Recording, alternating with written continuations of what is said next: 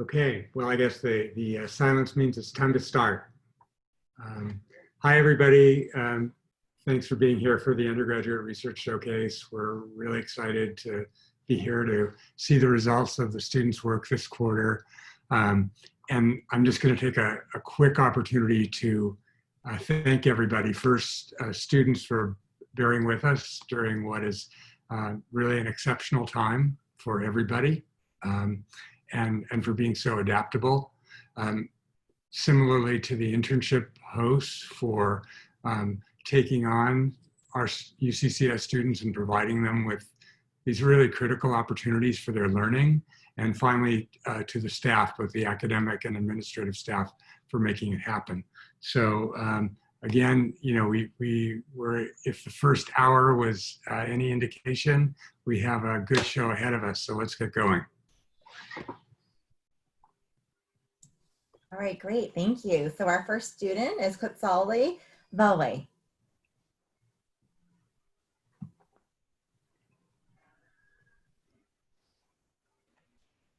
Okay, good morning, everybody. My name is Quetzali Valwe, and today I'm going to be talking to you about racial disparities in arrests. So in California, arrest rates have declined, but racial disparities still remain an issue. So for my research, I try to identify county-level factors such as wealth and education and see how they could be contributing to racial disparities. I hypothesize that wealthier counties will have the highest level of disparities and that racial disparities will also be seen in misdemeanor level offenses. So what did I find? After comparing 6 different counties with the same population size, I found that the counties with the highest median income also had the highest racial disparity in arrests. And this could be seen in figure 2. And to explain a little bit more, the measurement of this is the ratio of arrests. So for example, the dark red greater than 5 would mean to 1 white arrest, there will be 5 or more African-American arrests. Now in terms of education, that would be in figure 3, where I found that the counties with the highest percentage of people with a bachelor's degree also had the highest percentage of African-American share of arrests. And lastly, that top right corner, I have figure 4, where I looked into the share of arrests for misdemeanors in 2016. So although I didn't find a relationship here, I think that suggests that racial disparities in arrests are more prevalent in felony level offenses. So to conclude, I suggest that states implement an independent organization that is able to track down how state policies vary in different counties and jurisdictions. Thank you. Great, thank you so much, Quetzali. And so Quetzali interned with the UC Davis School of Education Center for Applied Policy and Education. And so we do ask this kind of, I guess, kind of backing up a little bit in terms of just our format for today is that our students will be presenting and they'll be asked a question and the question goes to the internship host site, but the internship host site does not have a question, then it'll basically be open to any attendee. And so, so with the UC Davis School of Education Center for Applied Policy for Education, if you have a question, please go ahead and raise your hand. And we can go ahead and call on you and unmute you.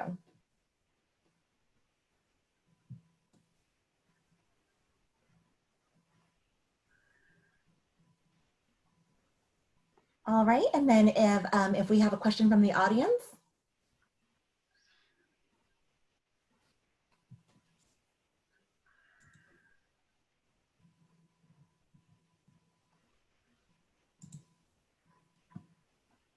Hi, I'll ask a question then. This is Jordan Quila, your professor Jordan, for jumping on the first question. yeah, for Paul 196E class, the class you're doing this for. I guess I was just wondering, in terms of your policy suggestions, what you're looking at, you know, given the current situation that's kind of going on, do you see any potential for pushback from law enforcement on trying to monitor more, trying to do more in terms of actually to deal with some of these issues? Yeah, I think perhaps there might be some pushback, but I think it's also important to see, like, how can we really understand how different counties vary if we're not even monitoring, sorry, how the penal code is implemented in different counties. So I think overall, it's just something that needs to happen given that if we don't see the effects, then we don't see what we could change in the future. Great, thanks. Great, thank you. Thank you, Jordan, and thank you, Katsali. And so our next student is Casey Wilson.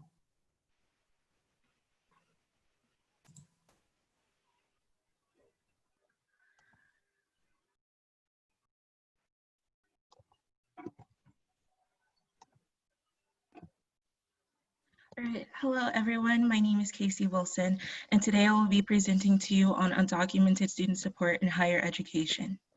Immigrants play an integral part toward Californian society as they make up nearly 27% of the state population and contribute hundreds of billions towards our economy each year. Undocumented students are expected to significantly increase this economic contribution by the time they graduate. The objective of my research was to learn how supported undocumented students feel in higher education. To answer this question, I performed a program evaluation of the undocumented student resource centers at 9 of the UC campuses. Using 5 indicators: informational accessibility, resources, hours of operation, inclusivity, and student feedback, I found that UCs had a high performance in this area overall.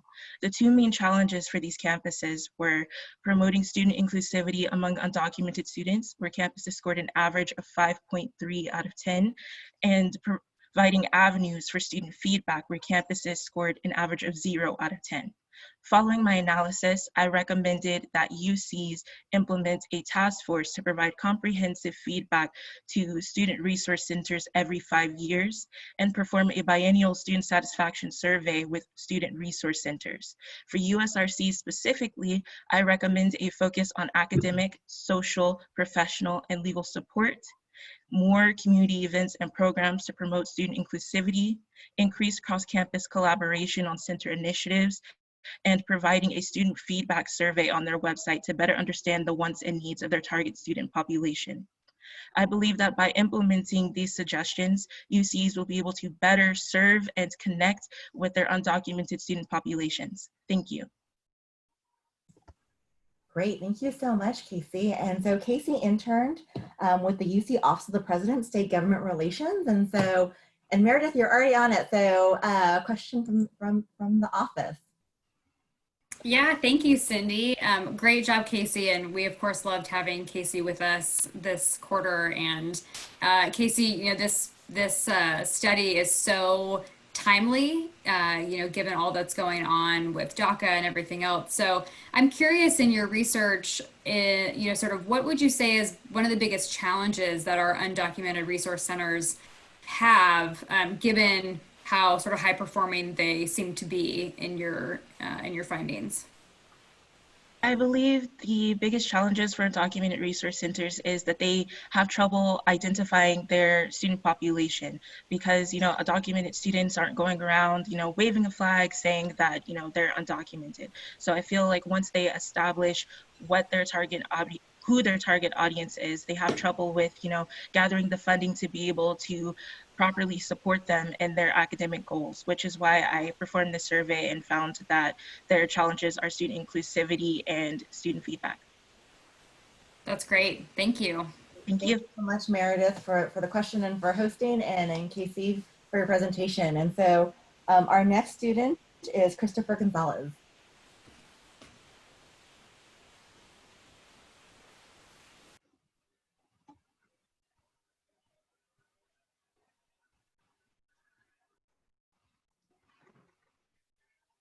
Alrighty.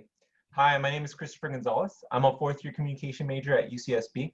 Hunger and housing is a problem that permeates the UC system, with 44% of its undergraduates experiencing food insecurity and 1 out of every 20 students struggling with homelessness. My research is looking at how student emotional well-being and academic success is affected by these basic needs struggles.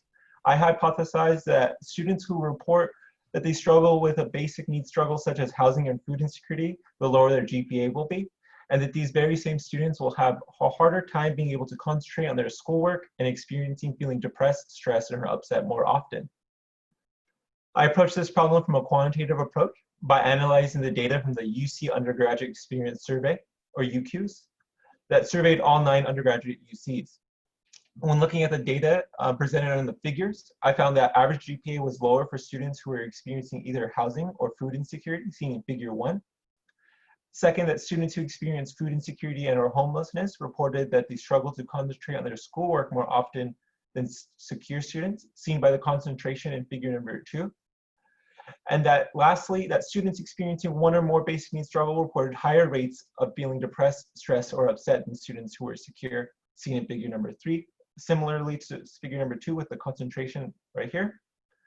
These findings support my hypothesis and research question that struggling with basic needs impacts students' emotional and academic well-being.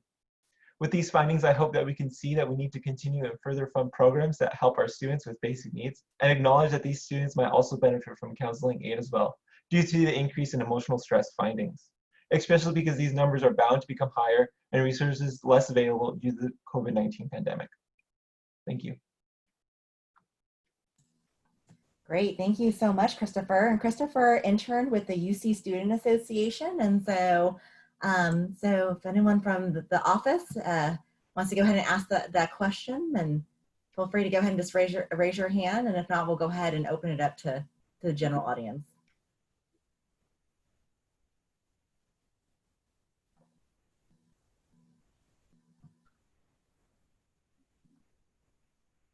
All right, and we'll open up to the general audience. And so if anyone has a question, if you want to just go ahead and raise your hand and we'll go ahead and call on you.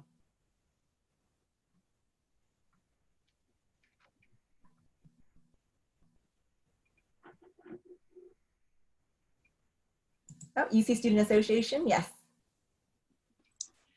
Hey y'all, this is Parshan with the UCCS. Parshan. I've had the privilege of having Christopher with me. This past quarter, question that I have for you, Christopher, about your proposal or the presentation is, so what connection have you found in your research between basic needs, obstacles, and emotional well-being and obstacles? Could you elaborate a little bit more on that? Yeah, of course. What we saw that with the increase of basic need struggles, such as housing and food insecurity, that both emotional and learning obstacles increased. We could see that in figure both. With emotional, we saw a bigger increase right here. Surprisingly enough, food insecurity actually led to a higher increase in feeling depressed, stressed, or upset. And then, of course, students who are struggling with either both food and housing insecurities had an increase in both, in all of that. Thank you. Great, thank you so much for the question, Prashan, and for hosting Christopher, and thank you, Christopher, for the presentation. So our next student is Daya Sheikh.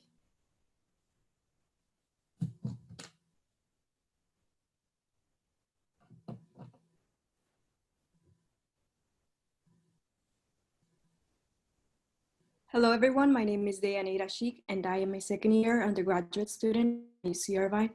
I did my research on undocumented students because they experience significant uncertainty and are limited to financial assistance. I hypothesized that in-state resident tuition and financial aid will increase post-secondary enrollment for undocumented students. For my research study, I collected data from the California Dream Act from 2013 to 2020 and the AB 540 annual report from 2002 to 2011. From the findings, after the California Dream Act was adopted in January 2013, there was an increase of undocumented students enrolling in post-secondary institutions. Financial aid became a key motivator for high school students to apply for college. Also, students who received both in-state resident tuition and financial aid performed better in their education as opposed to undocumented students that did not receive financial aid. In conclusion, in-state resident tuition and financial aid increase the number of undocumented students enrolled in a post-secondary. Regardless of their immigration status, undocumented students thrive in college. In the future, it is important to do more research on why financial aid does not inspire all undocumented students to enroll in a college. Increasing financial aid may not be enough if students are not being informed of their opportunities and do not feel safe sharing their information. I suggest informing undocumented students about their opportunities by training high school counselors on specific support services that are available for undocumented students. Thank you. Thank you so much, Dea. And so Dea also interned with the UC Student Association. And so, and you guys already have your, Prashant, you already have your hand up. So I will go ahead and call on you. There we go. Let's see here. I actually think that was from the last time. I know Ashraf, Ashraf was the direct person overseeing Dea, but I mean, I guess I can ask a question. So Great. Ashraf was just telling me go ahead and ask your question. Okay, cool. So Dea, I guess a question I have for you, and I know we followed your presentation very closely this quarter. The question I have for you is, so besides increasing financial aid, have you found anything in your research with respect to perceptions of undocumented students about their ability to afford higher ed and what that means in terms of when they want to take out loans and pursue higher ed? Was there anything to that end that you were finding in your research?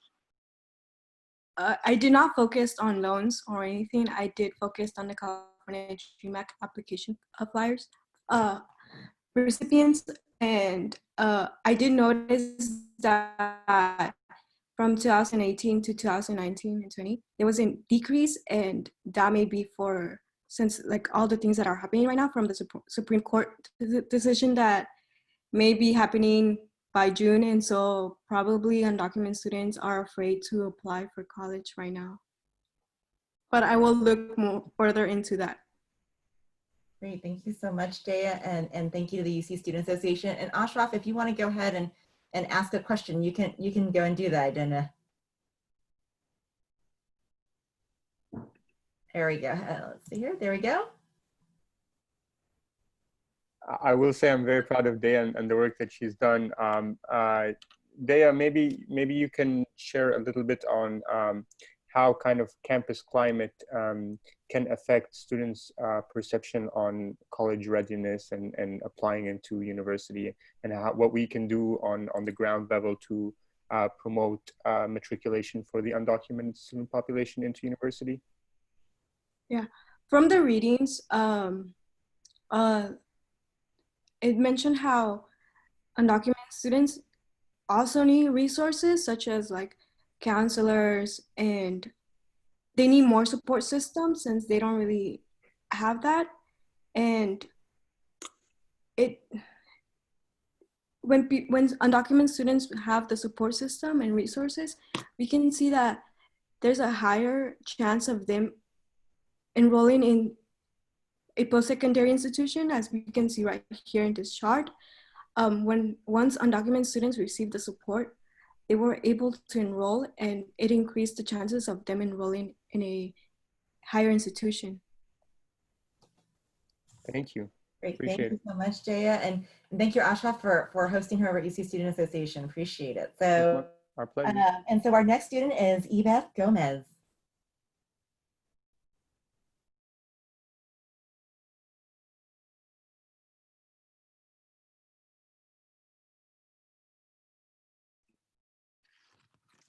All right.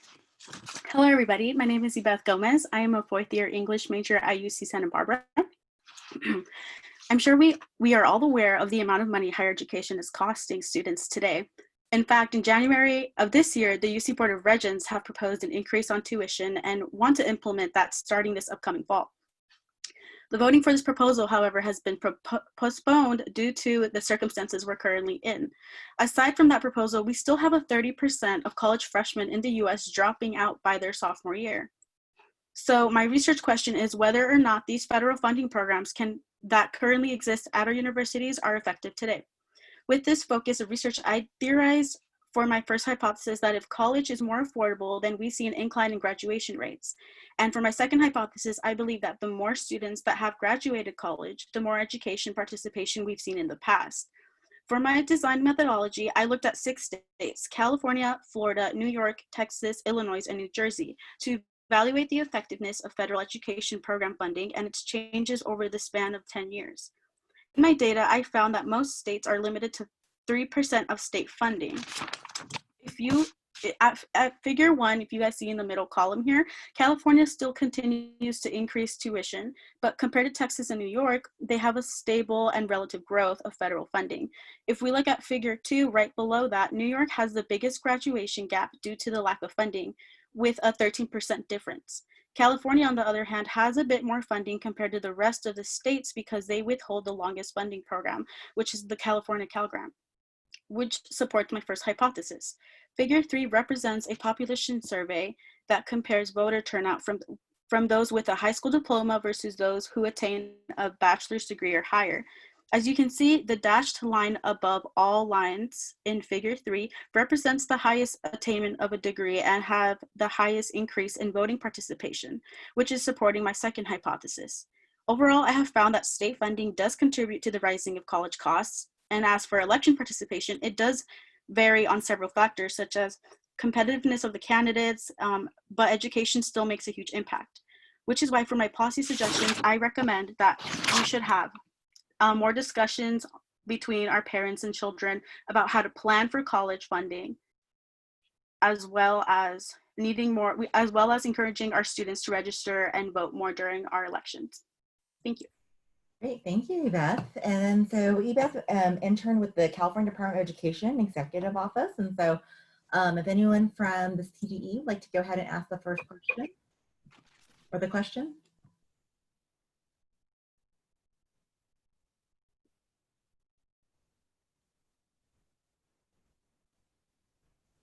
All right, we'll go ahead and open it questions up then to anybody like to ask a question.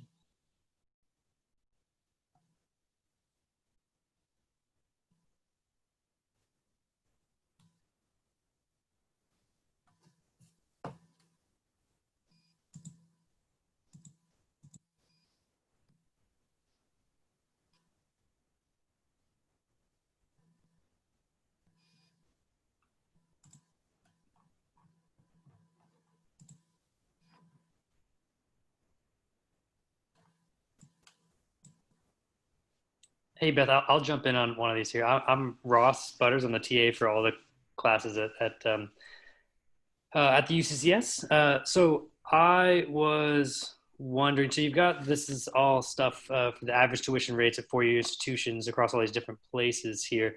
I was wondering if there's differences, because you've talked about the Board of Regents and stuff like that. I was wondering if there's differences at like the university level versus like the state school level, like other differences. And you think there might be differences in your findings if you compare like the big state schools like the UCs versus like Cal State or something like that?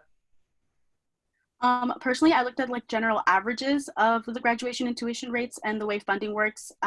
Just in general at the four-year level, I did notice that a lot of students are taking the community college route and then going to state schools, and a lot of students tend to graduate more at the 6th year versus the 4-year level.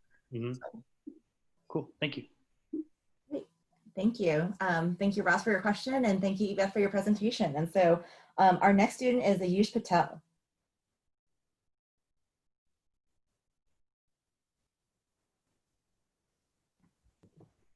Hi everyone, my name is Ayush Patel and I'm a second-year political science major from UC Davis. In California, it isn't that surprising to learn that on average, students tend to do fairly poorly when it comes to standardized testing. However, it's rather disturbing to learn that in Santa Cruz County, 100% of 11th grade foster students failed to meet the benchmark for their standardized tests. This grim statistic led me to my research question: how accurately do achievement scores indicate college enrollment for foster students? When looking at some of the main differences between foster students and non-foster students, we see that they typically have an inadequate family structure, financial instability, and mental health concerns. And while the existing legislation has mitigated some of these concerns, they have not done enough to elevate them to their non-foster peers. Based on these characteristics, I hypothesize that foster students failing achievement tests will attend college at substantially lower rates than non-foster students who fail these tests. And to test this hypothesis, I collected data on student achievement, particularly students who did not meet standards for their mathematics CASP test scores, and college enrollment data from 29 counties from the years of 2014 to 2018. And I found two main findings. One, as percent of standards unmet increased, strangely, college enrollment actually increased for foster students. However, I also found that on average, foster students tend to do worse on these achievement tests and go at college at substantially lower rates. especially in Humboldt County, where we see that there's a huge, substantially exacerbated decrease in standards unmet and college going rates. Unfortunately, confounders like mental health and financial stability make it difficult to pinpoint causality factors for this study. And abysmal performance in both metrics call for the need for progressive reforms, either through extended care or systemic change like CAS test scores or access to resources. And finally, a follow-up study is recommended in several years once we find additional data. Thank you.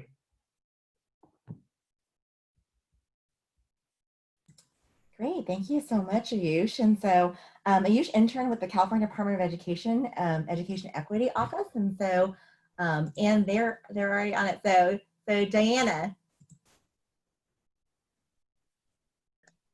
Hi, good morning. Congratulations, Ayush, on your project here. This is much needed research, and it was an honor to have Ayush intern in our office this quarter. He's worked really hard on this research, and it was a privilege for us to have him as part of our family in the office. Ayush, a question for you. I know that this is, relatively a small student population. And what did you find in your research in terms of what were the biggest challenges when trying to bring attention to the much needed services for foster youth? So the biggest challenge is the fact that they consist of a very small population size. So when California looks at addressing needs for students, we typically focus on students who are generally low income. And I don't mean to while that is very important, of course, because low-income students do not have access to resources, it's just that it tends to overshadow some of the foster students who are on the lowest end of these metrics, because they're just such a small population, and the push and the call for action is just not there. There's no policy process, there's no media attention that gives these students a platform for them to call for the needs to get more resources in order to attain the needs that they lack. Thank you. Great, thank you. Thank you, Diana, for the question and for hosting Ayush. And Ayush, great presentation, thank you. And then our next student is Jennifer Ramos.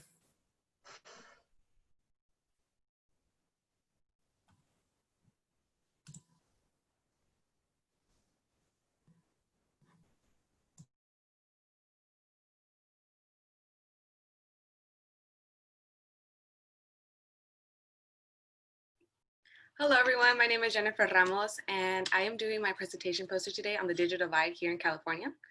So currently there are 450,000 students without devices, and this has exacerbated the inequitable issue of the digital divide. However, prior to COVID-19, 70% of California teachers in public schools assign homework that required technology use. Districts in the past have implemented one-to-one programs in which grant students devices to have in class and at home. For my research, I wanted to see if the implementation of one-to-one programs have an impact on adjusted cohort graduation rates, short for AGCR, for socioeconomically disadvantaged students, short for SD students. I hypothesize that districts with one-to-one will have an increase in graduation rates for SD students. Adding on, students of all ethnicities will have an increase in AGCRs. I designed a comparative study of 4 districts in California, of which had one-to-one, while the other 2 did not. I compared the graduation rates one year before the one-to-one and 1 year after. Moreno Valley and Central Unified, which have one-to-one, had an increase in graduation rates, specifically amongst Asian and white socioeconomically disadvantaged students. African American and Latinx students, however, did not have such an increase in comparison. For districts that did not have one-to-one, which were Palm Springs and Clovis, there was little to no increase in AGCR.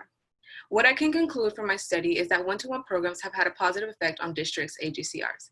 That is not to say that by simply handing a student a laptop, the digital divide will close. Rural and low-income students suffer the most, and more funding on technology needs to be put towards such communities.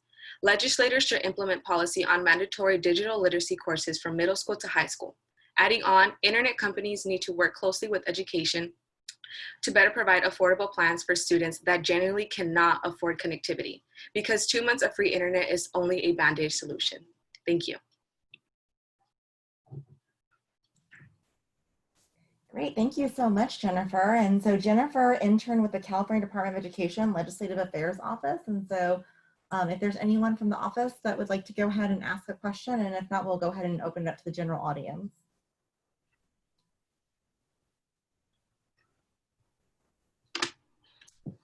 All right, we'll go ahead and open up the question to general audience. Hi, Jennifer. This is Travis Baker. I'm one of the faculty members here at one of your faculty members at UC Center Sacramento. I was wondering if you could just tell us a little bit more about the one-to-one programs themselves, a little bit more background for those who might not be so familiar with them, and help us understand kind of what they are, when they came about, and why they came about. Yeah, so actually one-to-one programs came about in the 1990s where students were allowed to use laptops.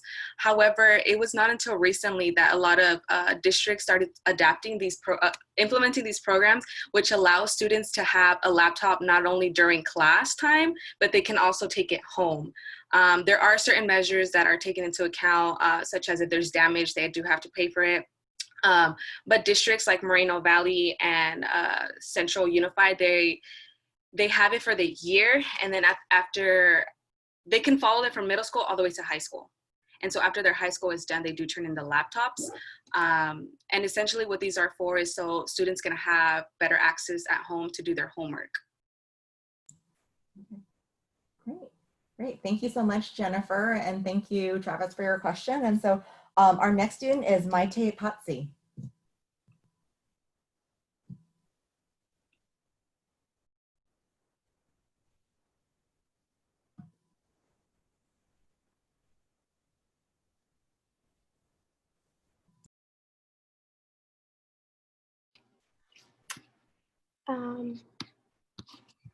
Hi everyone, good morning. My name is Maite Patsi and I'm a fourth year sociology student at UCLA.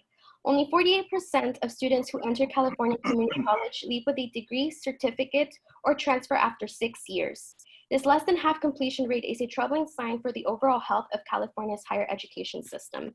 And thus my research question focused on what student success shortcomings is the current California system experiencing, and how can credit-based competency-based education, also known as CBE, help increase student success? I hypothesize that CBE programs can help increase student success outcomes.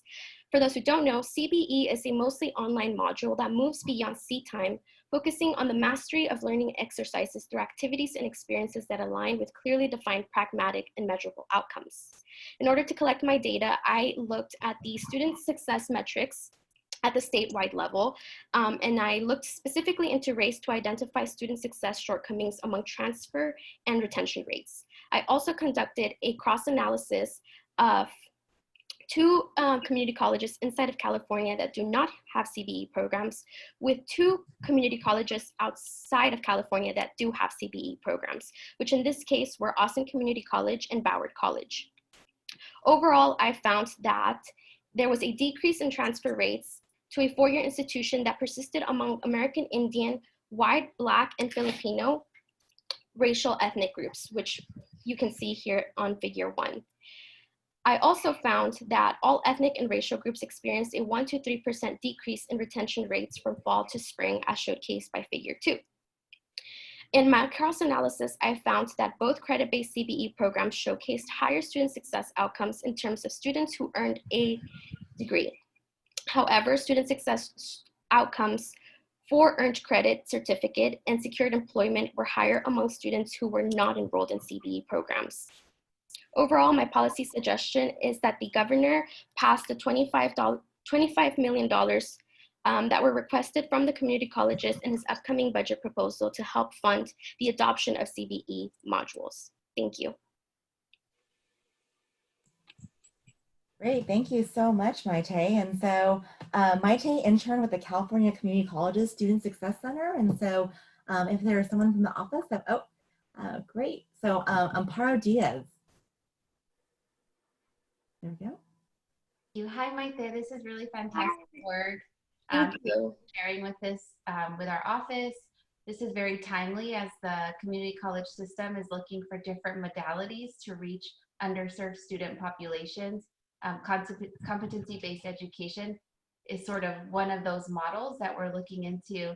So in your analysis, what did you find in terms of how a CBE program can address equity gaps in our system, and how can we be more mindful as we're implementing these programs to ensure that equity and access remains kind of at the core?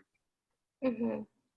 Well, I think the nice thing about CBE programs is because they are online, it does allow for students who are typically underserved in the current California community colleges to have access to education. So I think it's a really good way to address the equity gaps that currently exist in the California community colleges, because it allows for easier access to education.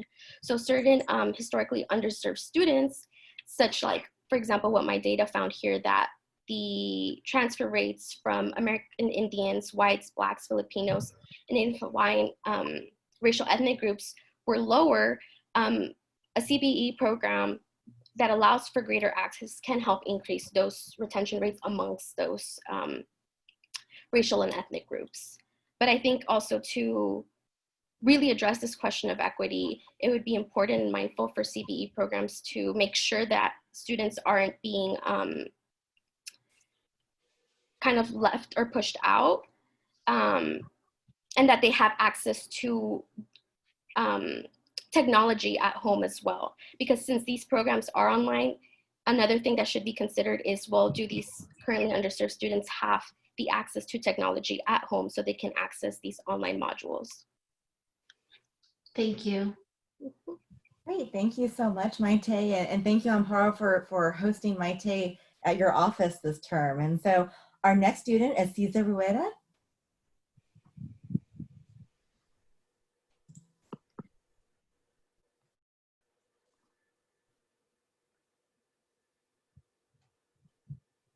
Hello, everyone. My name is Cesar Rueda. School enrollment decline in K-12 education is real. Proposition 98 and the local control funding formula are the major components that provide funds for school districts based on average daily attendance and the number of high-needs students. But it doesn't take into account the total cost of the operation of a school. So the question is, what steps should California take to prevent insolvency of school districts? I hypothesize that if state funding is systematically adjusted to minimize the impact of enrollment decline, it will prevent major cuts in school districts and students' performance will improve. My research methodology is an observational small n study of the 25 largest school districts in California. I found that student enrollment declined in 60% of the school districts that I analyzed, and the overall decrease was 3%. The average of funding increase for the 25 school districts in 5 years was 22.5%, which in theory would provide a 4.5% per year. But 11 out of the 25 districts received less funding. I also analyzed students' performance in English and math tests, and I found improvement in all school districts. So in my observations, funding did not have any correlation with students' performance. I suggest state funding increase to help school districts experiencing enrollment decline, and the local control funding formula should consider the total cost of a school operation when calculating funds. Thank you. Thank you so much, Cesar. And so, so some of our students this term intern for 2 locations. And so Cesar interned for the Office of the California State Assembly member Kevin McCarty's office, as well as UC Center Sacramento. And so if there was someone from McCarty's office, feel free to go ahead and take the question, but I also have a question too. So I got the privilege of being Cesar and Miguel and Matthew's internship supervisor this term, so. All right, I don't see a hand raised, so Cesar, that means you get the question from me. So, Okay. and so my question is that what are the reasons actually for school decline kind of in K through 12, and do you see this problem kind of getting worse over time, right? So just curious. Yes, thank you for the question. I actually did not analyze the, well, two of the major things, the major problems that have produced the decline is the low rate in fertility, the low fertility rates, and the migration out of California. So more people are migrating out of California than people are coming in. So I think those are the two major problems. All right, great. Well, thank you so much, Cesar. I appreciate the great presentation. And our next student is Matthew Weber.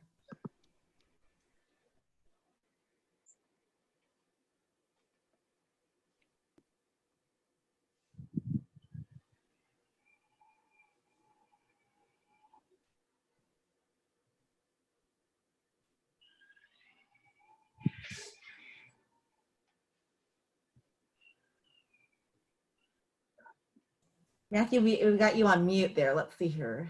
Can you unmute yourself there? There we go. Try that again.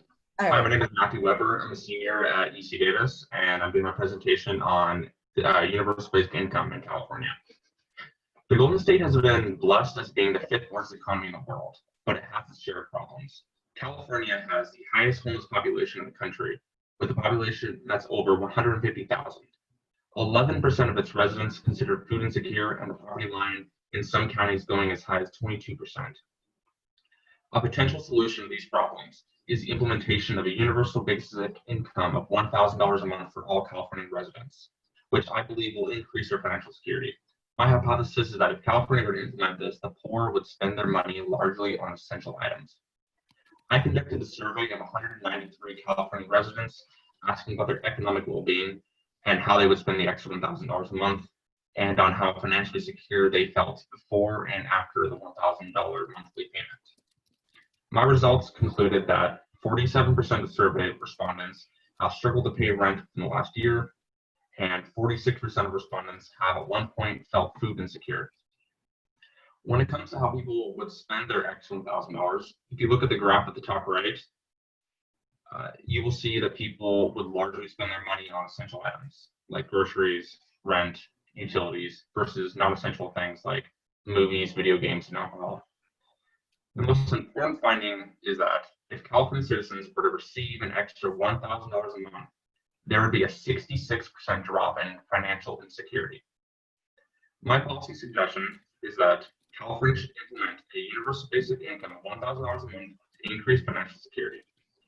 During times like these, where 40 million people are currently out of work and the world is going into the worst recession since the Great Depression, government assistance is more important than ever.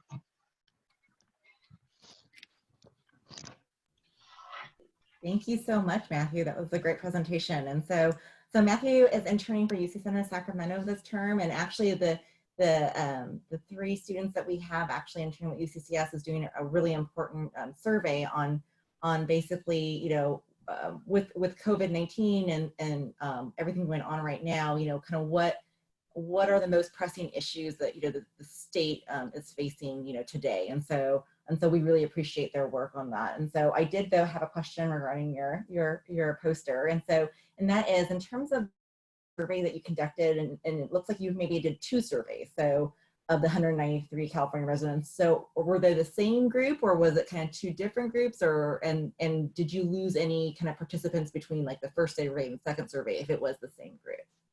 So it was the same survey, but you know, at the beginning of the survey, we asked about how financially secure the people are, and then after we gave more information about universal basic income and whatnot, we asked them if they had the extra $1,000 a month, how financially secure they would consider themselves. And yeah, there were like 4 or 5 people who dropped off. Okay. All right. Well, very good. Thank you so much, Matthew. And then our next student is Miguel Paulo Flores.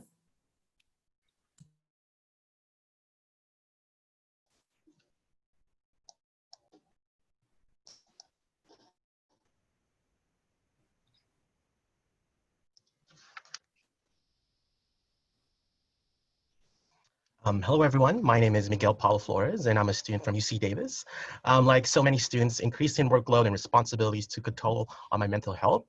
Seeking help was not an easy feat, and this led me to my research, which takes a closer look on mental health care services in California public higher education.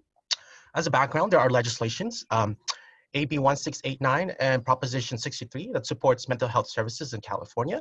The ongoing problem for mental health services in colleges are there is an uneven ratio of counselors to students. You can refer to the graph for more details. Second, funding without evaluation and assessments. Bureaucratic lags in materializing proposed programs. So for my method of evaluation, I adapted a criteria from the JED Foundation. As a result, my finding states that out of the three systems, UCs have more robust mental health care system, but needs more campus-specific prevention programs. CCs and CSUs relies on state and federal run resources, but lack specific programs that are tailored to the needs of their students. UCs and CCs propose to hire more staff and counselors, while CSUs and CCs have accessibility issues in terms of their online resources. If you want to refer to the overview of evaluation of all the three systems, you can refer to this graph. As a result of my evaluation, I have policy and program recommendations outlined on my poster. But I want to highlight the following. First, offer academic flexibility by collaborating with existing student disability and assistance centers. Second, break down stigma through cultural sensitive trainings. Third, mandate annual evaluations for programs, have targeted funding based on evaluation and assessments, leverage more campus-specific resources, and lastly, capacity building for case handling. And that concludes my presentation.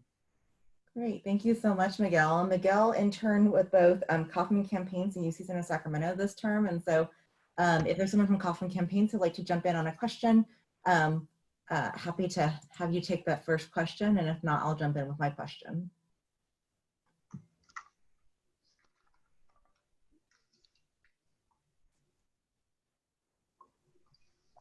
All right, so I'll go ahead and just jump in with my question then, and that is in terms of, do you know, right, or did your research look at kind of right now if the UCs, and just the system I'm most, of course, familiar with is, it is kind of collaborating in terms of like, does the Student Disability Center, work with the other offices on campus to kind of, identify students who might need the academic flexibility and things like that, or is that just, it's not happening at all? And so that's your kind of why you came up with that policy recommendation?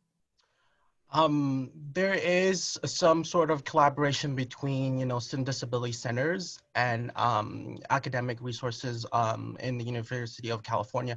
However, there is it's not streamlined, so it's hard for students to, find different options in terms of, catching up with their schoolwork or having alternative options in learning.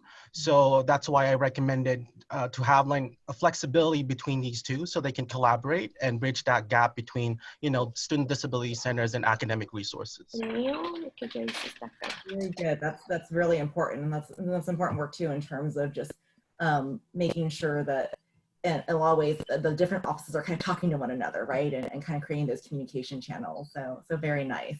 So great, thank you.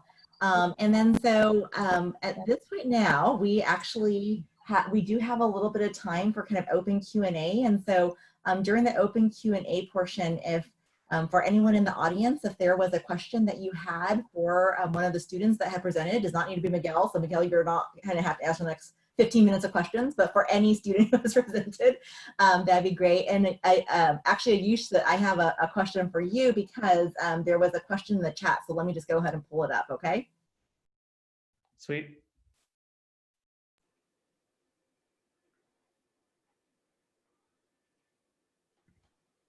All right, so the question actually comes from an anonymous attendee, and it's, do you have data on how many high schools foster students attend?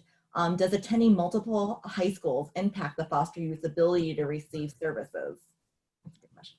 So first, I did not actually collect data per high school.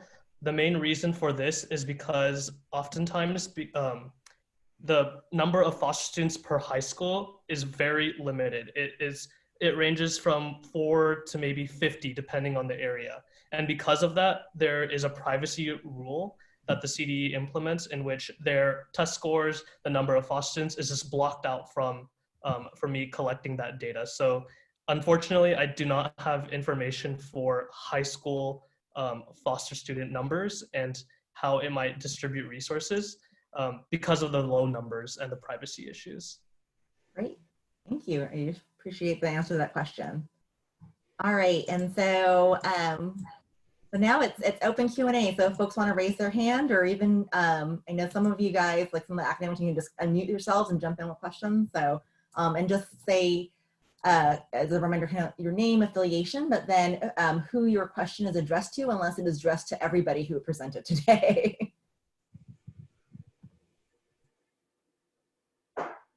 Hey, I have a question actually for Matthew Weber there. This is Ross, again, the TA for all the classes. So you were doing the UBI survey. How did you settle on the $1,000 for the universal basic income? With that, I assume that had something to do with Andrew Yang. And then Stockton's been trying something with $500, and Alaska can get up to like a couple $1,000s with their. It's not exactly UBI, but it's like a based on oil prices and stuff. So I guess why did you choose $1,000, and what do you think, especially Stockton, what might be coming up with Stockton for just the $500? Thanks. So I chose $1,000 because of Andrew Yang. There's just been a lot of data that's come out recently about $1,000 specifically because of his campaign. And there's the Alaskan Permanent Fund, which they've been doing since the 1970s, where they take money from like big oil and everything that's in Alaska, and they give it to the people, and it's shown poverty rates dropping for like rural Alaskans by like 16% just because of that one payment a year. And then there's Stockton, who they do $500 a month, and they've been doing it for like 150 poor families, and it's shown to like really change their lives. And it's overwhelmingly shown that people spend that money on essential items too. I think like 40% of it is spent on groceries. Cool, thank you.